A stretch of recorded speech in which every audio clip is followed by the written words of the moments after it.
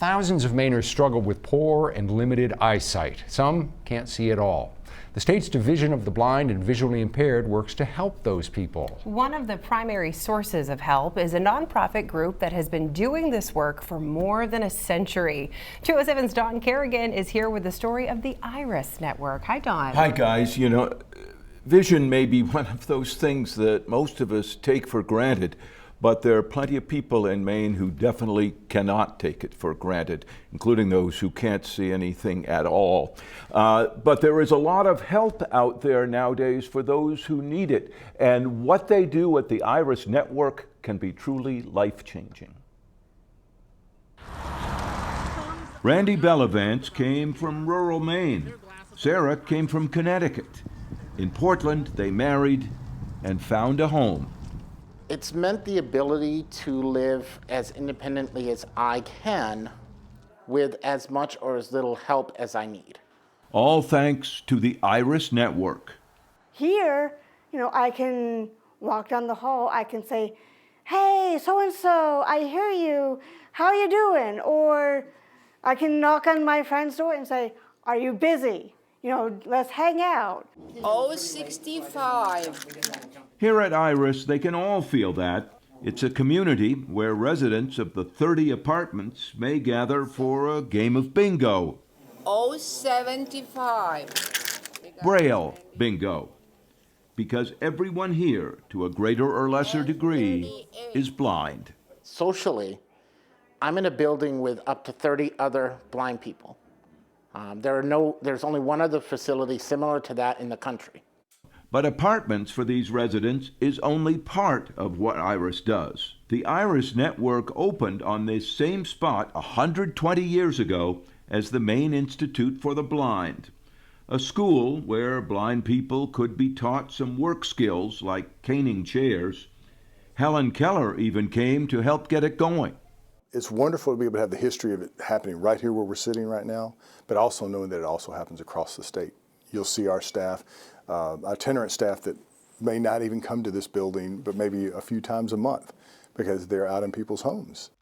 Over all those years, what is now called the IRIS Network, we'll let this cycle go through, has brought services to blind and visually impaired people where they live. It is a simple thing. It's not rocket science, but it is life-changing if you can use your oven again. Sarah Nappy does that. She goes into the homes to show clients how putting raised dots on stove controls can help find the right settings. Don't have your fingertips pointed out. Or ways to work safely in the kitchen.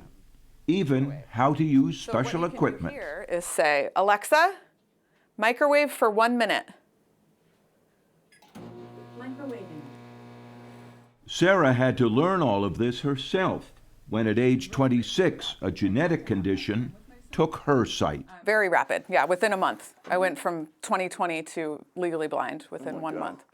She had just graduated from nursing school and had to seek help from the IRIS Network. How to cook, how to still read. Devices like these, she says, made it possible. Once I was exposed to this field, that working with people and helping them to overcome the same difficulty I have is extremely rewarding. It makes it easier for people with a vision impairment due to stroke. They can read better with the color blue. Sarah got a master's degree in this kind of therapy and now helps others discover they can still do things, what she calls the aha moment. That's what the IRIS Network did for me, and what I enjoy, helping others to get to their aha moment. Technology has made it easier to cope with limited vision or no vision, but encouragement also matters. New clients at IRIS get that from Tyler Schaefer at the front desk. He's been blind since birth. I think it helps in, a sense of compassion and understanding that they're going through a time in their life that is, pretty hard. It's very hard. And if they ask, Tyler can also give advice about having a guide dog, like Edric, to help manage life. The agency is also working to create new work opportunities. Just this year, it started a business distributing specialty tools for the federal government, 3 people now work here. There's absolutely no reason why it can't happen. With the technology and the appropriate training, there is nothing. What we tell people is, short of brain surgery, everything's on the table.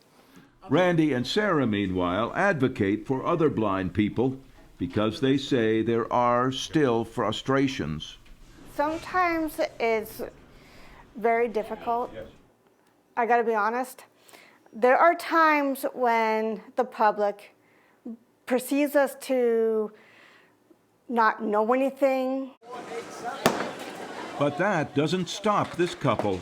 Together, they have figured out how to embrace life. We found Randy and Sarah at the bowling alley, helping to celebrate with their beloved Sea Dogs baseball team. They are regulars at the home games, you know. And whether baseball or bowling, the two of them are out there doing things and inspiring others. They say there will always be obstacles and frustrations.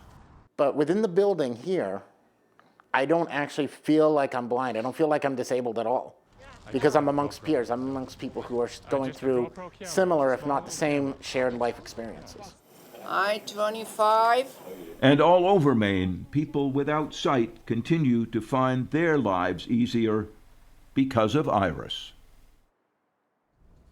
Yeah, the work they do there is remarkable. Iris Network provides services to adults. Children who need those same kind of services get them from several other groups, including Catholic Charities. One of the things I was really struck by with all of that, especially in our session with Sarah, the instructor, is how current technology has really made things better for those who are blind, visually impaired, leaps and bounds. Smartphones, tablets, all of that are providing, it's still difficult, still a big learning curve, but they're providing something that didn't exist before. Life-changing. Absolutely life-changing, yeah. All right. Thank you, Don. Welcome.